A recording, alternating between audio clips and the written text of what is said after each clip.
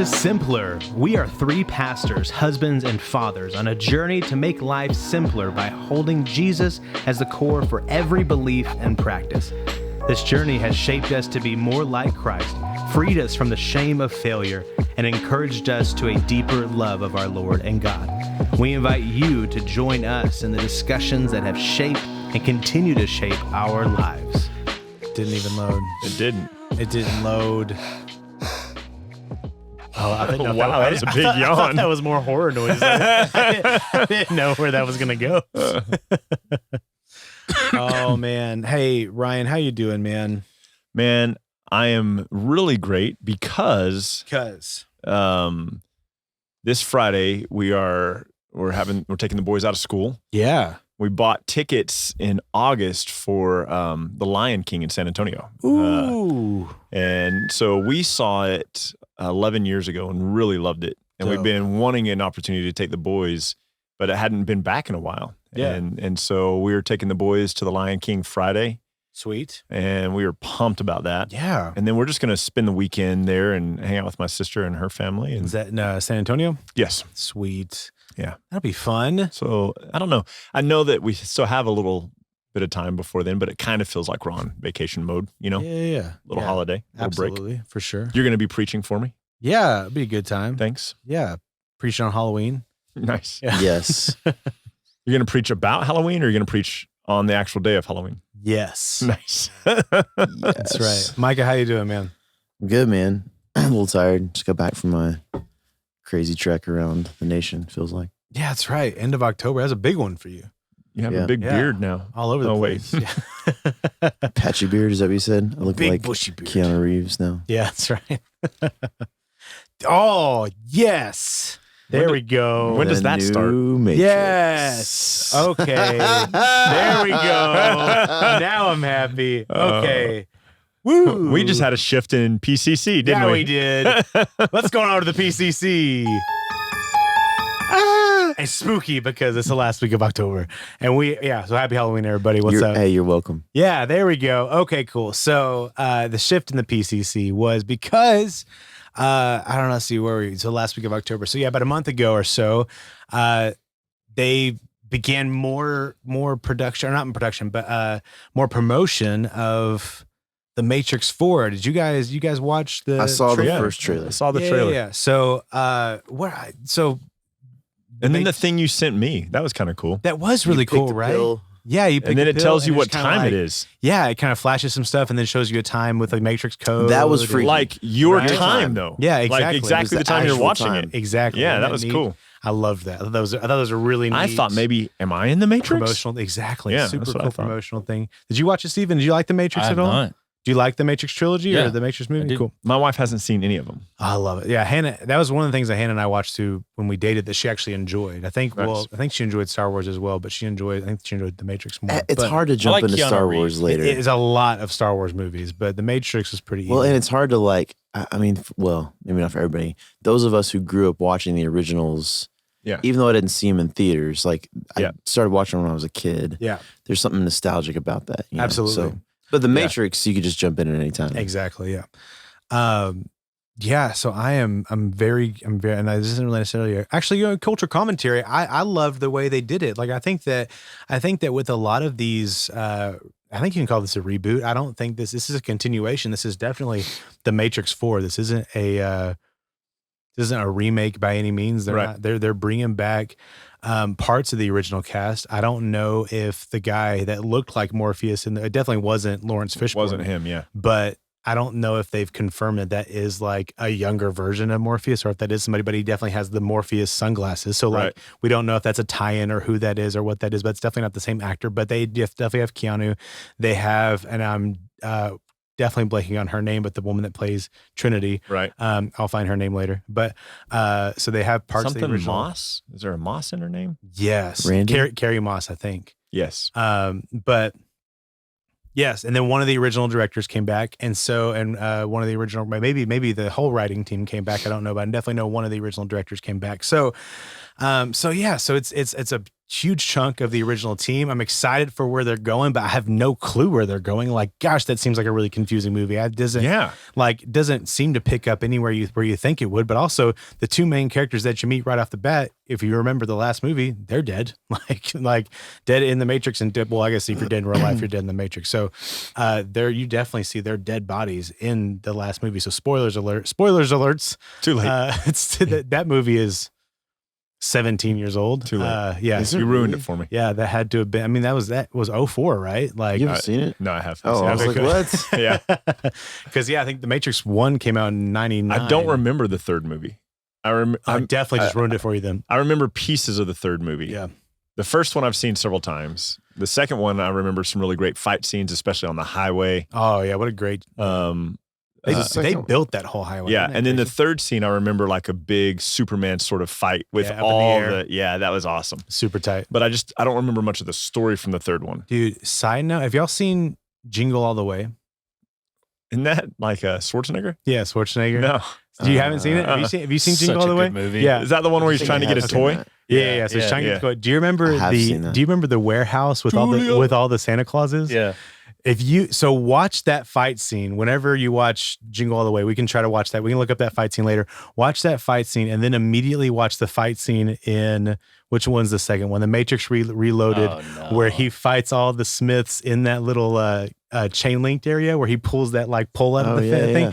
That fight scene, I swear, is almost like beat for beat the same. Like choreographed. Where he's fighting all the Santa Clauses and where he's fighting all the Smiths. That would be awesome. They look almost exact. He was doing all this stuff and I was thinking, I watched the Jingle All the Way one this past Christmas. Hannah and I wanted to watch cheesy Christmas movies. Yeah. We were watching Jingle All the Way and I was like, this feels like Neo fighting all the Agent Smiths. You know the person that like choreographed it, they're like, oh, we'll just no one will know. Nobody's going to connect those dots. There's a point where I think he pulls a Christmas tree out and starts using it like this. And I was like, man, he pulls a freaking like fence post out in the Matrix movie. Like this is beat for beat the freaking same fight scene. Oh man. I hope whoever choreographed that they really did use it in both movies. And I hope they keep using it and that it just becomes one of these things, that like every few years it crops up in another movie. Yeah. Anytime. Have you seen the latest Transporter? Please bring another Transporter out. Have you seen the latest Aladdin? Or whatever. Like just all these random things. No, because if it's a musical now, you don't know if anybody's going to be a guy or a girl. Oh, true. You should do a PCC on that. The new Cinderella. Oh, there's a Cinderella. The fairy godmother is like a them. Oh, and then which one's the newest one? I don't know. I just saw that. Ella. I did not watch the trailer. I just saw.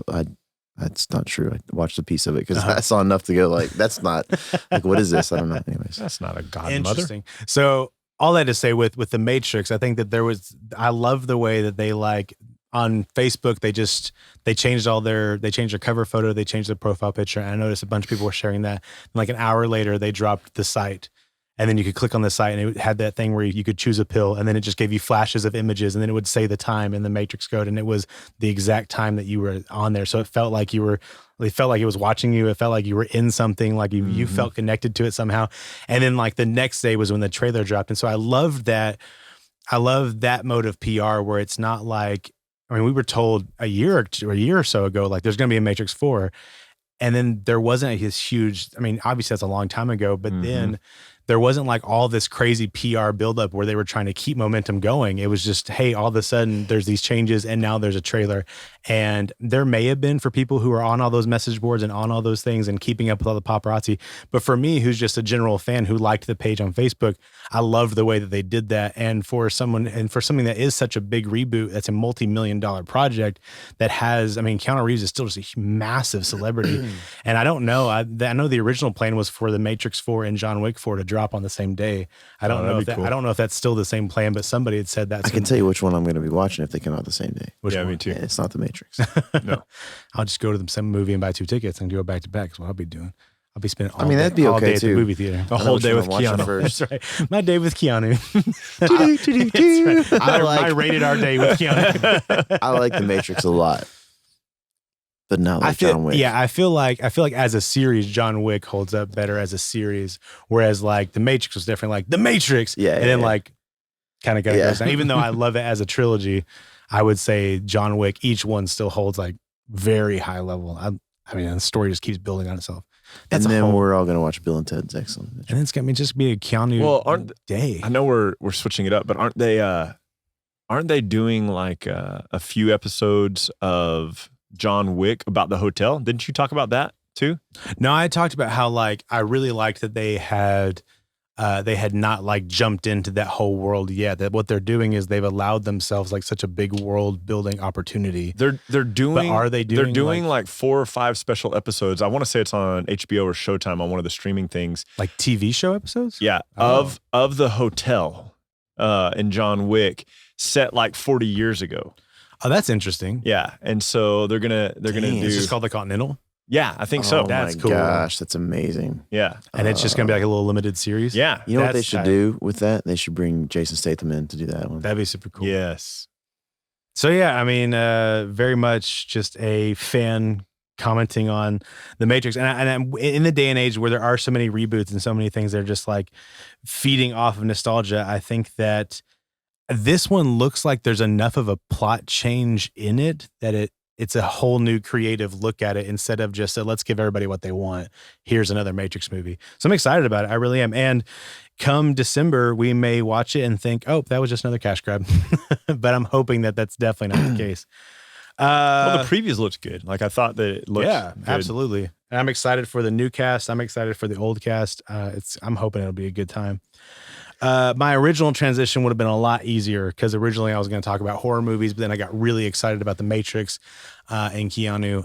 And so, man, I was going to talk about horror movies, and horror movies, well, them darn horror movies are spooky. You know what else is spooky, Ryan? What's that? Halloween time. Oh. We're talking about Halloween time. Happy Halloween, everybody. It's the end of October, and that's when the Halloweenies come out. Halloweenies. Is that a thing? So one of my favorite things that's ever happened to me, I walked into Walmart one time, and it was the transition between Halloween and Christmas where they were kind of switching out the decorations. And I walked into a sea of Santa Clauses and Christmas trees. That was on the ground level, all of that was that. But on top of one of the shelves was this enormous wiener dog that was like the length of one of the aisles. That had to have been like 20 feet long. Cool. And it just said, Happy Halloweener. It was like on top of all of these Santa Clauses and Christmas trees. And it was one of my favorite things ever. And I was probably in high school, so I didn't have like a good enough camera phone to take a picture, but I just sat there and stared at this enormous wiener dog. Yeah, it was for sale. It was hundreds of dollars. It was enormous. But it said, Happy Halloweener. Yeah. Completely weird. And it was over all the Christmas stuff. I mean, I've spent more than on NFTs this year. I feel like that all right. Ada or a Halloweener dog? It's tough. The Halloweener dog. If you saw the NFTs I just bought, the weenie dog. Yeah. Weenie dog. I don't know. A weenie dog will never make us money back later. So that's true. I gotta get into that and start making some NFTs. Yeah, we do. Start selling them. It's gonna happen. If you're interested in buying a piece of Ryan's art as an NFT, let me know. Yeah. Yeah. I gotta figure it out, man. Oh, I did. Good. We just gotta do it. Awesome, dude. You're my best friend. Just need you to paint 25,000 pieces. Oh, done. And then it's figured out. And then it's basically done. And then just sell them for $1 a piece. One Ethereum. One Ethereum. One Ethereum. Yeah, I'm in. Well, it's one Bitcoin each. One Bitcoin. Nice. Yeah. Did you ask me what we were talking about? Hey, Ryan, what are we talking about today? I'm sorry. I said, Ryan, we're talking about Halloween. Halloween. Yeah, what are we talking about today? Halloween. Yeah, you know, every year about this time, people ask, and I think the same thing. This is why we talked about this last year. People ask us, "What do you think about Halloween?" Or "What do you think about Christmas?" Or "What do you think about these things?" Halloween. The Halloween. What do you think about Halloween? Wait, which one? The Halloween. And so our simpler for this week is don't let Halloween create division that replaces the gospel or that takes the place or is over the gospel. So don't let Halloween create that kind of division in your conversations, in your fellowship, in your circles, your Christian life. Ryan, I was waiting for you to interrupt me. I was like, come on. I was like, well, he's got a lot. He's got a good list going.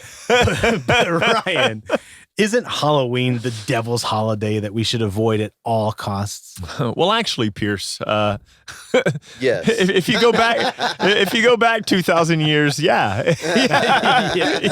If you go back 4,000 years, yeah, it was bad, I think that this is probably part of the reason that people like struggle with it.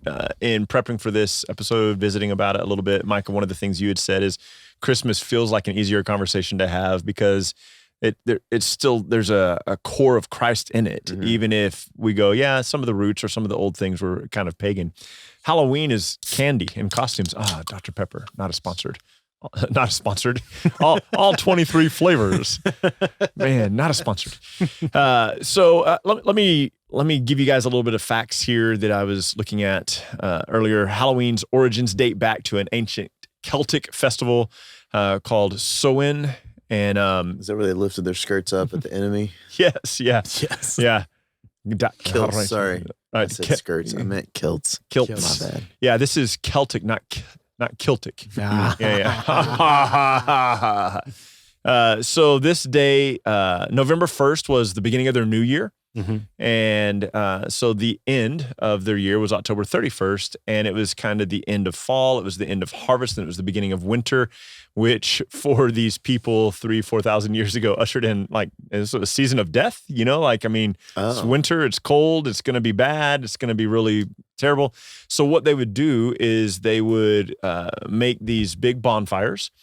And they would dress up in animal skin. Sometimes they would even wear the heads of these animals, and they would kind of seek to honor the dead. They literally believed that this was a time when there was a door open between the spiritual world of the dead and the living.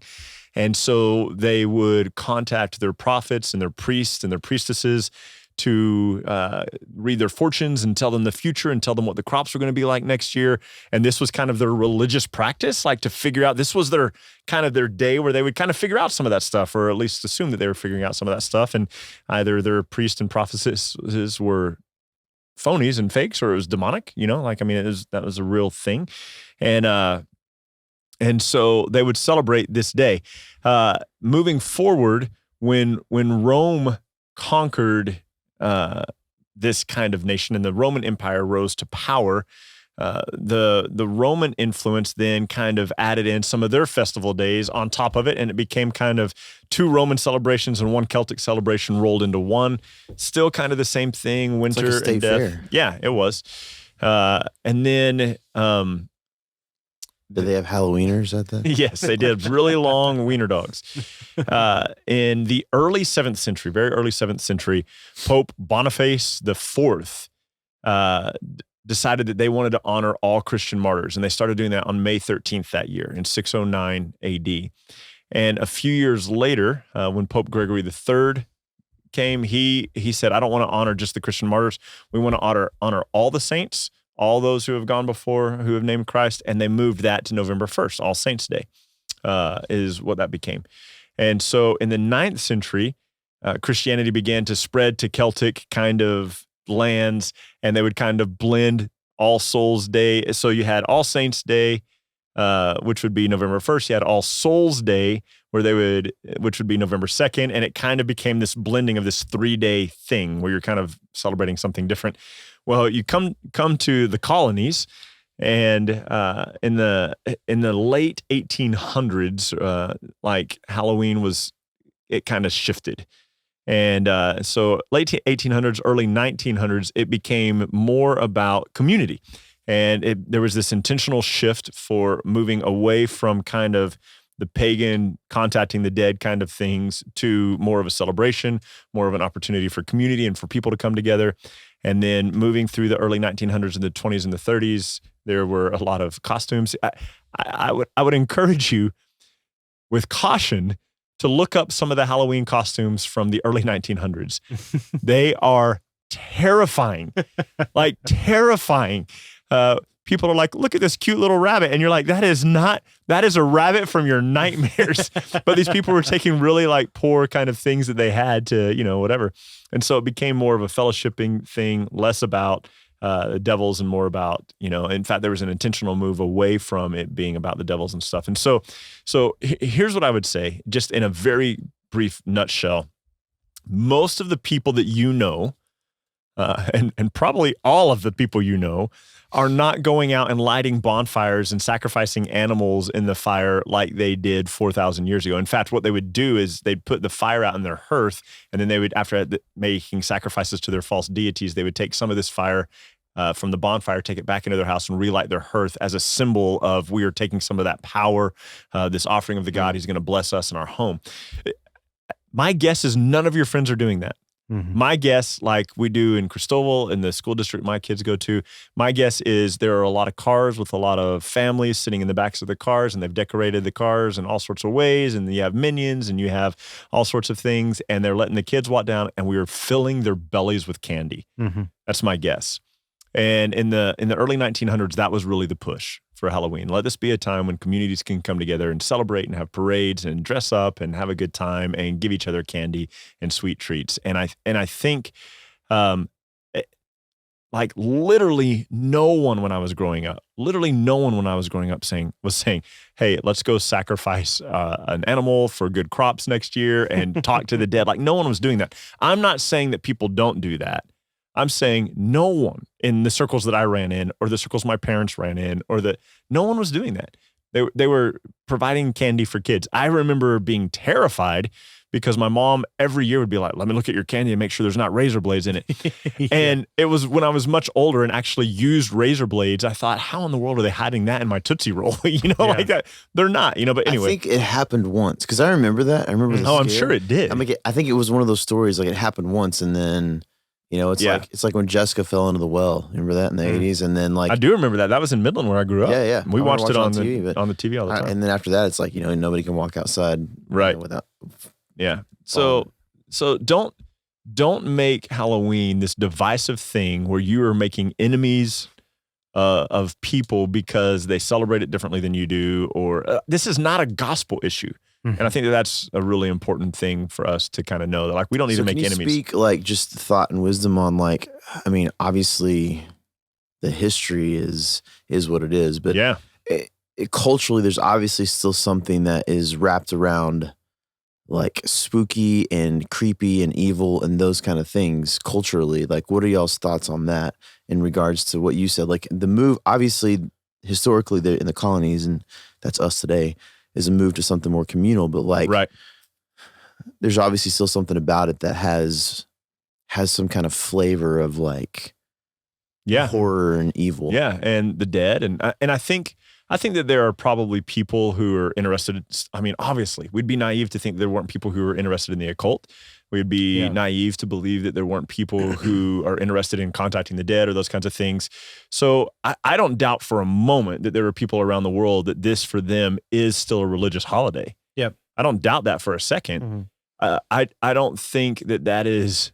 I don't think by having a fall festival at a church, if your church does that, or having a parade in our little community where we are, where the kids walk down the street and get the candy, I don't think in any way that's identifying with those things. Mm-hmm.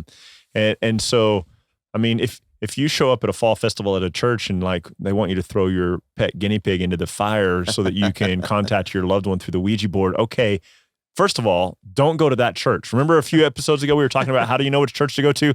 Don't go to the one where they're asking you to sacrifice your pet. But so just give you a thought, maybe like on where I'm going with these questions. So there's Pierce, you were going to talk about horror movies. You actually like horror movies. I do, yeah. I hate. I have horror to have a movies. lot of like asterisks. Yeah, that, there's certain things like Ryan, years ago at a camp, you and I watched a horror movie. I forget what it was, Room 14 something or something like that. Yeah. It was that John Cusack movie where he's like in a haunted hotel room. And it was so funny because both of us are pastors at this time. Yeah. We're like grown men. Yep. Are you married? Just married. Yeah, okay. 6 months. So you're in your 30s. I'm in my 20s. We watched this movie and we go back to your place. We're crashing at your place that night. Michelle wasn't there. A big efficiency apartment. It was a 700 or 600 square foot open room. Yeah, it was just one big room. So we get back and like get ready for bed, and then you turn the lights off. And I remember going, hey, dude, do you mind if I watch ESPN for a little bit? Because I'm like, we're grown men, and there's point being, like, regardless of how you feel about horror movies, there is something about that world. This is why I don't like to watch them. As like one of probably my main spiritual gifts is discernment, and there's just something about that where like I have no interest in entertaining the reality of the spiritual world that I know exists. So here's what I mean by that question. Like, this is just a wisdom question. Obviously, our camp is like, there's nothing wrong with taking part of the festivities that we culturally celebrate here in Halloween. And what you're saying is, as long as it's not like jumping into the like the occult, like cultic kind of stuff. So, but let's say like as a follower of Jesus, and your kids are like, they want to dress up and they're wearing like demon outfits. Yeah. You know what I'm saying? Like, give me y'all's thoughts on that. Because I think that's probably problematic. Like for us, demons are real. Demons are, or they are real. Yeah. Sorry. That's not what I meant. Yeah. I didn't mean for us they're real, but like for everybody else it's fake. No, they are real. The devil is real, and he is our enemy, and he would seek to have us killed. Like that is a reality. So I guess maybe the direction we should go is like, what does it look like to participate in the communal festivities without? Because I feel like that is creepy. What are they dressed up as? It doesn't matter. It doesn't matter. It is. So like there is scary. something, point being, there is something to this that I feel like is an open door, at least you could say, or an opportunity for the enemy to have a foothold to some degree. Yeah. I wouldn't say to somebody, if somebody came to me and said, we were at a slumber party, we were at a party or whatever, and we played with a Ouija board, and I'm like, man, that's used for contacting the dead. Like, there are real spirits, there are real demons, and they're like, well, that's not what we meant it for. I would still be like, dude, that is not smart. Yeah. And that's probably where a lot of really conservative Christians land on Halloween. That is not smart. And so they pull back further from that. And I think that's an okay place to land. What it can't be for us is divisive with our Christian brothers and sisters who do go to the carnival or I think that's obviously generalized. I'm talking about more specific. Look, let's say, for example, that brother and sister that you're trying not to be divided with. What if, like, how do you handle, give me y'all's thoughts on this. How do you handle the situation if they're like, hey, come hang out with us. We're going to go even just like trick or treating. We're going to take our kids. And for them, they're like they're dressed as if they are celebrating the dead in the way that it has been done. You know what I mean? Like, agreed. It should not be divisive. It should be something that divides us, but it can't, I feel like there can't also be something that we just let slide in regards to wisdom. Yeah. I think part of that would have to be a little bit of discernment of, is this move by them intentional? Is it ignorant? Is it? Yeah. Kind of asking questions and kind of seeing where they are with it. I was definitely a werewolf a couple of times as a kid for Halloween because I had a werewolf mask. And again, we were poor. And so I wore a werewolf mask and basically a bathrobe for like 2 years. That was my Halloween costume, I'm not even implying that that's necessarily wrong. I think I'm just asking wisdom of that. No, I agree. Yeah. I think it's a good question. What is the wisdom of that? Because I think that I don't want us to draw lines as far as like right and wrong in this, but I think that what I've always felt, because I completely agree with you, Ryan, like there's the goal is to not be divided over something that we shouldn't have to be divided over. But I feel like this is similar to horror movies in the sense that it is an opportunity for the enemy. You know what I mean? Like not all horror movies, but I mean, there's obviously some. I remember walking into a room in college. I forget what somebody was watching a horror movie and it was like total demonic. And I could feel the heaviness walking into the room. And maybe that's just from discernment, but like this is what I mean is like, it's obviously not wrong to like horror movies. Yeah. But I mean that it's a fine line as far as like what are you allowing in and what are you not allowing in regards to that spiritually. Yeah. I think maybe in our backgrounds, from the denomination we grew up in, we don't like to talk about spiritual stuff. Yeah. Agreed.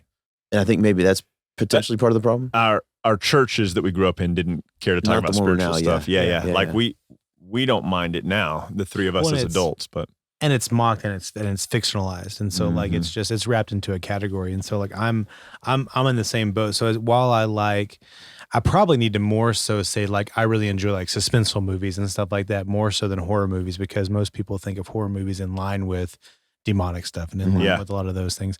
I went and saw the movie Hereditary. I feel like it was advertised very much like a psychological thriller. So I was like, oh, it's right up my alley. Like this feels like a very suspenseful movie. Yeah, you said you wouldn't see it again. Oh my gosh, it's 100% the occult. Like it is. Yeah. It like what is Hereditary is this demon.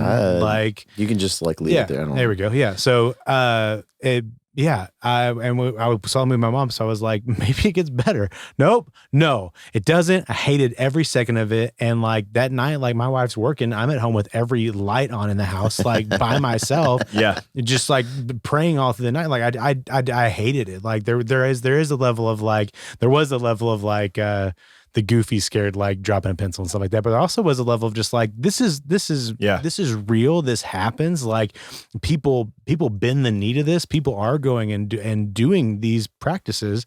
And this is a very real work, or very real things at work in the world. I think that's maybe my struggle in that is that, like culturally we lump stuff together. Like we say like, oh, these are all horror movies. Yeah. And to be clear on my end as well, my victory rests in Christ. I'm not fearful of any demonic work that could attack me at all. So like while the lights on and stuff like that was more so like I saw a scary movie, I didn't like it. I need to watch ESPN. That we did the same thing. I mean, exactly. But I think what that's acknowledging is that there's something about that for us feels not okay. Even people that aren't believers get scared in the same way. I think it's that in and of itself. I think is acknowledging maybe what I'm alluding to. Well, so and I think that there's what I don't like is the lumping together of that. So you say we don't want to be divided over something like Halloween. 100% agree. Right. What some people might have the temptation to do is go, okay, then everything goes. It's all okay. Yeah. And that's what I guess we I'm have to exercise about. some caution. Absolutely. And I would, just to clarify your statement, I don't know exactly what you meant, but I would argue that just because you're a Christian doesn't mean that you can't be attacked demonically. Oh no, yeah, 100%. Yeah, like I mean, you're in Christ, but it wasn't like necessarily that I wouldn't say that I live a life in fear. Yeah, agreed by any means. Yeah, but they're still real. Oh, and absolutely. They can still 100%. like. I'm not freaked out by a lot. Like you talk about this all the time. I'm like, just not shaken by a lot. Yeah. I had to watch ESPN that night. Like, that movie. Like, I was like, we gotta watch ESPN. It was hard for me to close my eyes. I think we also watched some Nick at Night that night, and just like to lighten it up. You know, we're like, in a different direction. I got 2 hours of sleep that night. There was I think it was probably 3 months that if Hannah was working, the kitchen light was on. Yeah. Like there was a level of just like. There were certain things that I would close my eyes and like see. So like while there's an aspect of it, just like I just didn't like it. The reason why I feel like it stayed with me was because this crap's real. Like this is real. And maybe that is why some of our more conservative friends handle Halloween the way they do, and they're like, man, we're not going to touch it at all. Mm-hmm. And it's just a precaution. And I mean, I don't think there's anything wrong with that. No. I think that there's probably some wisdom in that. I think one of the things we should probably look for is people who handle those kinds of spiritual things with frivolity. Yeah. If somebody thinks lightly of things that have in them the occult or calling up spirits or whatever, conjuring up kind of things like that, I think that those are things to really, if somebody treats those things too lightly or like, oh, that's not really that big of a deal, those are probably people you want to at least caution yourself around or be careful around. Because, or like you said earlier, if it's maybe out of ignorance or you can frame that for them. Yeah, and I think maybe to make your point in the beginning, these could be opportunities for growth and community rather than opportunities for division. Yeah. I don't think your kid dressing up like a minion and going down the trunk or treat thing at the local church or whatever, I don't think that in any way violates the gospel. Yeah. I don't think that that's drawing you away from Christ. I don't think that that's something that's going to harm you spiritually. Mm-hmm. But I mean, honestly, like, have we done one yet? Have we talked about angels and demons? No. We need to do that. Yeah, we totally need to do that. Yeah. Adding it to our list. I feel like there's the kickback a lot of times for us now in our culture, Christian culture, is we grew up, some of us, in these modes of thinking where they, like if you grew up a Baptist, you couldn't dance, couldn't play cards, and a lot of that was Most born. Baptists can't dance. I can't dance. That's just the white ones. That's very true. Have you ever been to a Black Baptist That church? is true, man. Oh, Stop man. it. Yeah, stop it. I do need to shut up. Have you ever been to the Philippines? Yeah, stop it. So I think that the response to that is One of like, my favorite churches to ever preach in was a black church in Lubbock, and I hadn't And ever they been could in an dance. experience that was more fun than that. oh, it's amazing. Yes. It's awesome. Like we don't have an issue with cards now. No. We play cards a lot. We play poker at church with people from church, like Yeah. for money. Yeah. Did we just say that? It's out there now. But I think that, so what we tend to do, I think now, is we've had this like pendulum swing to the other side on things where we say, oh, everybody growing up said Halloween's this awful thing. We recognize that there wasn't a lot of merit to what they were saying. So we say everything goes. And I Right. think that's where maybe I'm landing is what I see across the scripture is this is a very real world, Yeah. spiritual world. God, who is it? Is it Elisha when he prays that God open my eyes? Open his servant's eyes. Yeah, Yeah. so his servant's eyes, so he can 2 see, and then Kings he 6. sees the armies. Like, there's a whole spiritual world we can't see, and it's vast, and it's obviously it's intense, real. and it's real. Yeah. And to be honest, I have no interest in teetering on that line, and I No. think that's what bothers me a little bit about the it all goes perspective Yeah. is that there's no wisdom in play in that. I don't mind taking my kids to go get candy. I don't mind wearing costumes. Yeah. What I mind is a, to use it again like the last episode, like a willy-nilly perspective on a cultural holiday where Yeah. we don't recognize that this is potentially an opportunity for the enemy to come in cultural nuances that we're okay with and Yeah. say and take a foothold in our life. Yeah, for sure. Well, and I mean, I don't know. I think we each probably know somebody who has dealt with like real spiritual oppression. I remember my 7 weeks in India. I was by myself in India at 23 years old, spent 7 weeks there. And my first night in India, my host, because it was hot, middle of the summer, he put me in this little side room on their property where there was a meeting table with like 12 people, with 12 seats, and he locked me in there from the outside.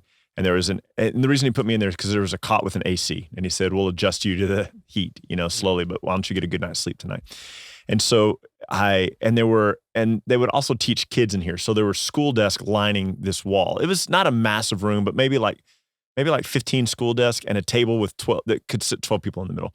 And I'm laying on my cot, and I wake up in the middle of the night, and I roll over, and there's a dude sitting in one of the desks next to my cot, and he's looking at me, freaked me right out. Yeah. And he gets up and he stands over me and he starts speaking to me in a language that I don't understand. And I know he hates me. That's what I know. And he's cursing me and he hates me. And I begin to say to him, in the name of the Lord Jesus Christ, leave me alone, like be done, like you're stop. And he sits back down. And at this point, I still did not realize I was dreaming, but I rolled over in the cot and the entire table was filled with men who then stood up and began to curse me. And I shot up in a cold sweat, and I knew in that moment I am not wanted here. And I had a couple of other instances like that in India that just were dark, really, really dark. And once when I was living in Lavernia outside of San Antonio, I had this little trailer that I was renting from a guy in the church for free, basically, like Renting it for free? basically like he charged me like very, very little. I got you. And so one morning, or early in the morning, it was still dark outside. I woke up and there was something on me, and I couldn't move, but I could see this face on top of my face, and then it went up and then out of the room, and I could start to move again. And like I think we all either know somebody who's been in those experiences or we've experienced them ourselves. We know that it's a real world. When I was a kid, I saw an angel. We can talk about that next month, maybe, when we talk about angels and demons. But like, Is that like the girl that you liked in elementary school? no, that was a girl in 6th grade. Wendy Different Peppercorn. But the point being, like, yeah, we don't. It's not a world we want to like. This is not dive something to treat lightly. This is, I feel like this is different than saying like we're okay hanging Christmas trees in our house with ornaments, round ornaments, even though the origination of that was pagans bringing trees into their house and hanging cow balls and ram balls on there to pray for fertility. Both of them are pagan practices to a false god. This is just a little bit different when you're like opening your, like nobody's bringing a Christmas tree into their house with that intention. You know what I mean? And I feel like to contact the dead and that kind of thing. And I feel like some of the stuff, I mean, there's a lot of stuff with the Halloween cultural holiday that we do that's the same thing as a Christmas tree with ornaments, you know, but like it has its roots in potentially the Celtic stuff from back in the day, like costumes. I'm assuming that's the origination of that. Yeah, so that's how I feel about it. But the moment you like open yourself up to the evil and the demonic stuff of that is intertwined into the holiday, I feel like that is a wisdom issue that we just got to be conscious of. Yeah. You know what I mean? I'm not anti the cultural celebration. I don't want it to be something that causes division.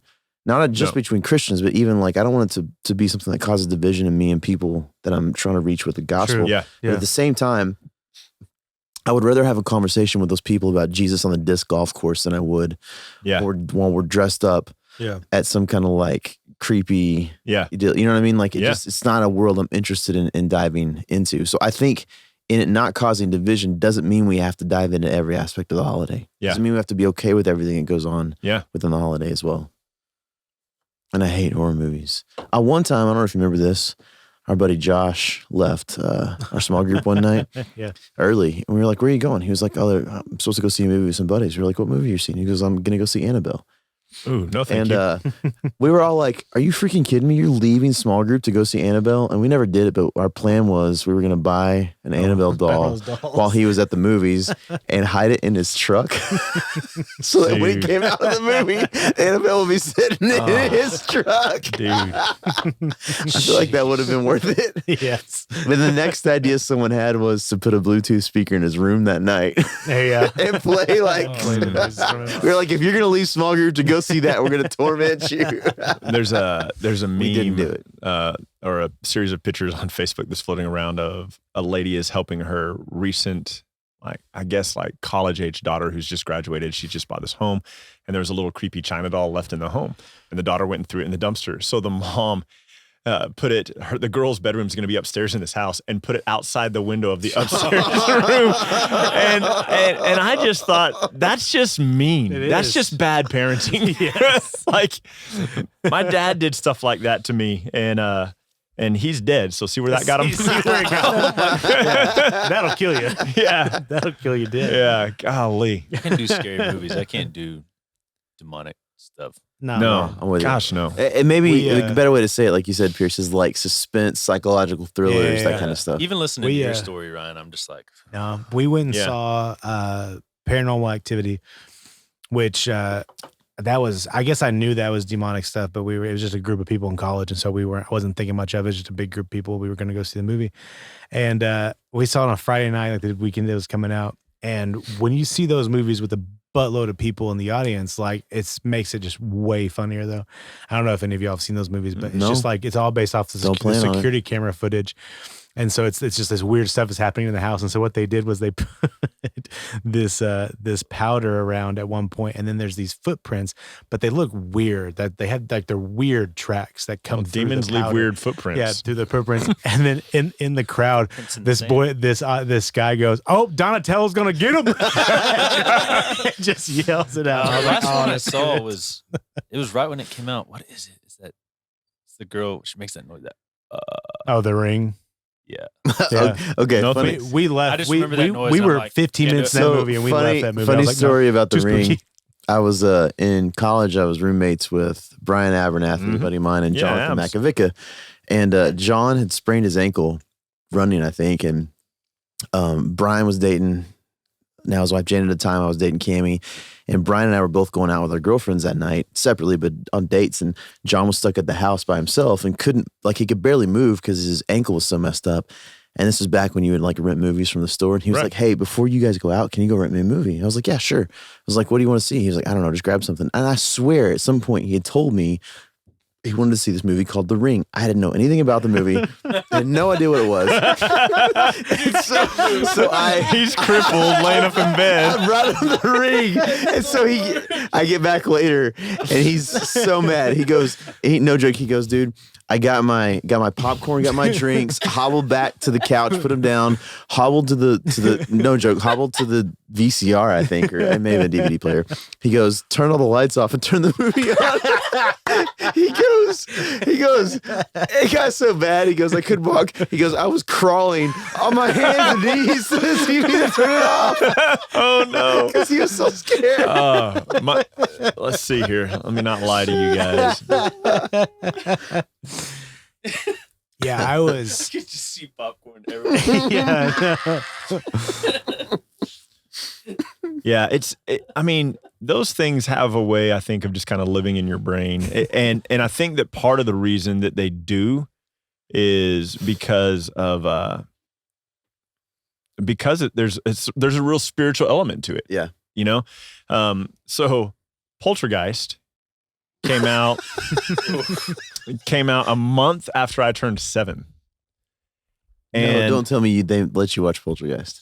Oh, my parents took me to the theater to watch it. You gotta be kidding me. They left my 4-year-old sister with my grandmother, and they took me to see it because I liked dragons and things. Oh. And we sense. sat there and watched Poltergeist Wow. when I was 7 years old.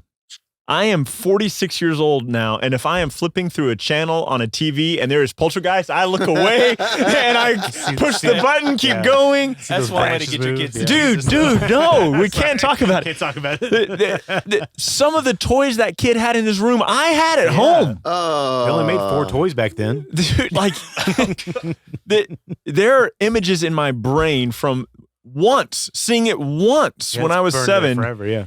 And I can't do it anymore. Like, Yeah. That's funny. no, you know? And I think that's when I was kind of like, I'm good without seeing those kind of movies. Yeah, not worth it. Yeah. If my kids are like 10 and they hadn't come to the Lord yet, I think I'm going to put them in that situation and be like, look, the only way out of here. Oh, man. You have a decision So, like, to make. my dad thought it was fun to traumatize me. And my grandmother had this mask that looked like an old man whose face had kind of started to melt or whatever. And it was tight fitting. It was pretty creepy. And everybody would use it to terrorize everybody. But when my parents would go on a church event or a date or whatever, I don't know what they were doing because I don't know, I guess dates. They would leave me and my sister at my grandmother's, and my grandmother would put us to bed, and then my parents would come in and they'd get us. We lived across town from my grandmother. And when my dad would come to scoop me up out of bed asleep, he would wear that mask. And so when he's carrying me out to the car, when I would wake up and he'd be like, Ryan, wake up. I would look up into this face of this, and he just got a kick out of that, man. Mm-hmm. Like, there was a time that Haley, she's 3 years younger than me, my sister, and then my cousins Elizabeth and Rachel, we were playing in the back room at my grandmother's house, and the sun had gone down, so it was dark outside, but we were still playing, and we hadn't shut any of the curtains in the room or whatever, and we're playing, and then all of a sudden my cousin Elizabeth begins to scream, and we look up, and there's a man standing at the window just like watching us, and we bolt, man, like we're gone. And a few minutes later, my dad comes in like just laughing, and so like I do think that there are some parents that for whatever reason like to terrorize their kids. And I hate that. Like you've watched TikTok and stuff enough, Pierce, to see like the dads who will put on scary masks to terrorize their kids at the grocery store at Halloween or whatever. I've seen it on TikTok, but I've seen it on YouTube and stuff like that. Yeah. And I love YouTube. I love YouTube. Yeah.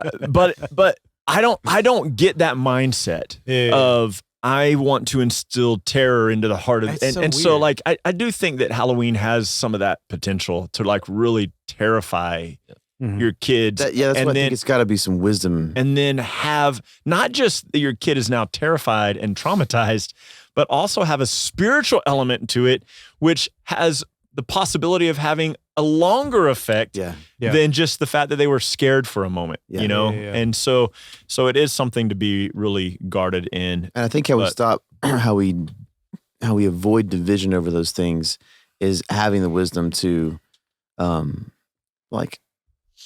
avoid conversations or bring in conversations as needed Yeah. in certain situations. I think we got to be conscious of, in all the holidays that we celebrate that have pagan roots and have like So all of them. all of them. Yeah. I think all of them. I think we have to be conscious in wisdom of like how we participate in them, which isn't necessarily wrong. Right. But in the midst of that, what is it that we're okay with and what is it that we're not okay Right. with? Yeah. And I want to be really clear. Avoiding division with a brother in Christ, or being able to take a brother or sister in Christ outside and saying, look, like here's some wisdom in that, is very different than I'm not saying, because Micah, you said also not wanting to cause division with necessarily an unbeliever who you want to share the gospel with or whatever. But there are times, and this is just going to take wisdom. We don't have time to discuss it now, or we couldn't possibly cover every single possibility for this. But there are times when the world moves in such a way that it is proclaiming a false God, where it requires us to speak up, and division be damned. And so like, I don't care if I cause division in those moments. Yeah. And so there are times that for the sake of the spiritual health of our children or our community or whatever, we must speak up. Yeah. I just think we probably speak up more often than is necessary. Like, Probably a lot of people are speaking out of personal preference rather than yes. like gospel-centered intentionality. Yeah. And so if it's your preference that a church not do a fall festival, okay, then don't go to the fall festival. Which, side note, fall festivals don't have roots Right. innately in that. Yeah. Like people were doing that kind of thing apart from Yeah. this celebration. Mhm. Yeah. And then so like, but also like be guarded, like be wise. I said this in a Bible study, a Wednesday night Bible study a few weeks ago at our house. Like, I get a little bit frustrated, and I want to use a lot stronger language than that, but I'm trying to temper myself. But I get frustrated with complacent Christians in the vein of learning. Like, I think Christians should be educated. So Christians tend to make these like fortune cookie kind of responses to all these things going on in our world. And to me, that's like, man, you're not even educated. You're giving me your little byline here, but you don't have the theology to back it up. You don't have like, be an educated Christian. Like, think about these things. Don't let this just be something you have a knee-jerk reaction to. Let these be things that you consider and that you contemplate and you read and you study and you talk to other people and you like, let it be weighted by the scripture. Let it be weighted by who Christ is, but be an educated Christian. Be a person who can look at a situation and discern enough, because you know the Bible and because you know who Jesus is and you know the character of God, that you can go, this is how we should handle this as a family. And like, I think in general, I can't speak for everybody, but I think in general, people quit learning when they finish school, whether that's high school or college. I think people in general just quit learning. And I think that is unfortunate. I think there are a lot of really beautiful things to learn and a lot of ways that we can sharpen ourselves and grow. But I just think as Christians, I think we have a duty to continue to learn who God is and delight in him more and study him and be filled with him, so that when these kinds of situations come up, we are able to balance them better. Absolutely. And maybe the best way to create some questions that will draw you towards that kind of growth and understanding of who God is to listen to the Simpler podcast. Do it. Yes. Simpler Halloween. Don't let Halloween create division over the gospel. Be intentional when you approach these holidays. I forget exactly how you said it, Micah, but when we celebrate these, or when we approach these pagan holidays, may we be, whatever the word, I guess, celebrate or partake in them, whatever it may look like in your life, approach it with intentionality. Don't necessarily go all in, but don't necessarily be 100% against it. Contextualize to the culture, maybe.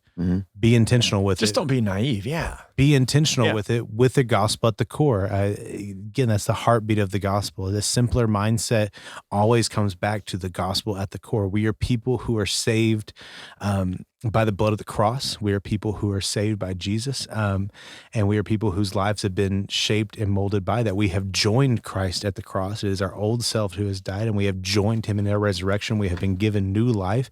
And within that new life, I mean, we see it time and time again with Paul. He says, embrace your new life and walk in the newness of life that you've been given. You've been given all things and all means by which to partake in the godliness that you've been given. And that's Peter, right, that talks about that. And so, and we've been given this, it means to walk in that. And we are lights in a dark world. And so, however you perceive Halloween, it does have dark roots, but we also live in a culture where it's filled with a lot of people dressed up in Paw Patrol outfits and and Minions and Power Rangers and candy and those are all adults. Exactly. And church fall festivals. And some of them. Yeah, some of them and stuff like that. And a lot of small Texas towns and stuff like that we see, that's 99% of what's going on in your town. And so would we say it's wrong for you to go get some candy with your kids? Not whatsoever, but like be intentional with it. How can you honor and glorify God in the midst of what's going on in your community? Look, and how like, can you approach Halloween in the midst of that mindset? let's get some actual chocolate too this year. You know, like Yeah. I mean, Spend everybody some- does the spend some dum real dums, but money. yeah, come on, buy the bag of dum dums at Sam's, 500 dum dums. You know, but throw some chocolate in there too. Come on. I haven't given away candy in years. Yeah. Me neither. Nobody comes to my, anytime we ever prep for it, like I'll buy like a bag just because I'll be, well, we'll be home and I won't necessarily like advertise that I'm here, but we'll like have a kitchen light on or something. No one comes to the door anymore. Like it's not super We common. buy it just to eat it, but after, like, Yeah. we buy it. The We'll buy, discounted. we'll buy the stuff we like, but Yeah. we won't touch it until it's like 10 o'clock. And then we're like, cool, nobody's going to There, come. there are certain areas in San Angelo that if you trick or treat in those particular areas, you get like full candy bars. Yeah. I hope one day to be rich enough to Hey, do that. Steven, your Yeah. parents live in one of those areas. We can go. Let's do it. Hey. Let's get on your dad's We don't have Nin- any trick or treaters out here. 1970s golf That's right, carts. yeah, it's weird. It's weird out here at the Garden City. Yeah. Throwing Snickers at skunks. Oh, man. Hey, let's get your dad's golf cart. We'll show him the picture of the 2 NFTs you bought recently and No. trick or treat. I don't want to do that. I'd rather binge eat candy. That's right. If you guys don't have anything else to say about Halloween, you got a simpler hack for us? I do. I got a fall hack for us. Nice. A Halloween hack for us. Pumpkins are fun. Yeah, they A are. fun part of the fall celebration. You got pumpkin patches. You got pictures. You got carving pumpkins. So here's a hack for you. If you're going to carve a pumpkin, jack-o'-lantern, which probably has some kind of like crazy weird does. roots, like super creepy. Anyways, Yeah. if you're going to carve it, Scares away witches. did you say witches? Witches. Wishes? Witches? Because if it was the other word, then I'm carving a bunch of them. Leave, Karen. So, anyways, Oh, man. Golly. So, Wow. anyways, what that pumpkin means? if you're gonna carve a pumpkin, Gosh.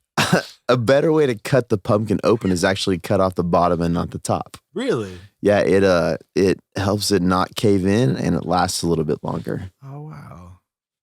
How interesting. Simpler hack. Yeah. That's Nice. pretty cool. If you're gonna scare away those witches, cut the bottom. Don't want your pumpkin to last that long. That's true. That's so interesting. I forget. We did Speaking of something. witches. Oh. Wow. Wow. What did I I do didn't- to this guy? I didn't even think of one. I didn't even think of that one. No. Sorry, it's your turn. You can call them whatever you want. It wasn't even stolen from me. I didn't even think of. Speaking of Karen, Hey, yeah. Speaking of webbed feet, didn't you say that once? I do. I have 2 web toes. He swims so fast. I do. What was that frog? What's that frog book? Oh yeah, that Mark Twain book. Oh yeah. It's filled with buckshot or whatever. He slowed down the frog. I don't know. Steven's over there. That's it. That's the one. They did all my speakings of. Steven's over there. He's at the Garden Audio on Instagram. Go check him out. Go see what he's got going on. He's a cool guy. You'll like him. So throw him some digital kisses and some digital love, I guess I should say. Some NFTs. Some NFTs. Throw him some. But some Cardano ADA. NFTs, not That's right. Ethereum. All the good No, stuff. You're for any of it, man. While you're over there on social media, we are at Simpler Pod. Give us a follow, give us a like. If you are listening to us, be sure to hit subscribe or follow on whatever you're on. If you are on YouTube, if you're watching along, hit subscribe, leave a review, do all that fun stuff. You're great. Let's grow the Simpler community. You guys are awesome. We love chatting. And guess what? We'll see you in November. Yeah, we're closing out 2021. We're flying through it like it's nobody's business. We'll see you in November. Have a good one. Bye. Bye. That's what I expected. Oh, I didn't even say, hey, are you still recording? Hey, as always, keep Christ as core. What could be simpler than that? Dang, dude, you keep messing up. Wow. We caught it. We caught it at the last minute. That is something.